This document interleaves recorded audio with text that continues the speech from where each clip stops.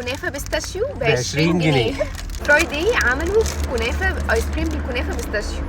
حتى عم جمعه عم جمعه عامل الكنافه بيستاشيو. قوي يامي. انت اساسا يا جو بتاكلي حاجه تانية. ب20 جنيه. هي من بره طبقه الكنافه بيستاشيو، من جوه ايه الفانيليا، بس انا كنت فاكره ان هي من جوه هي الكنافه بيستاشيو، ما كنتش فاكره ان هي من بره. لحقت تخلصها بس هي حلوه ومقرمشه كده بس. جوسي. انت فود بلوجر قوي.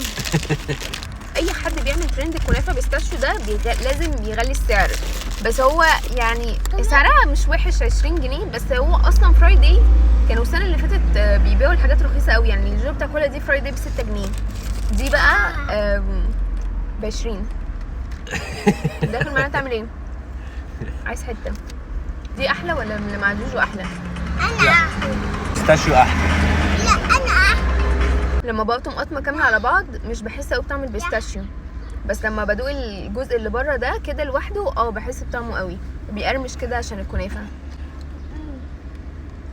كانت ممكن تبقى حلوه في حاجه لو كانت من جوه بقى في صوص بيستاشيو كمان.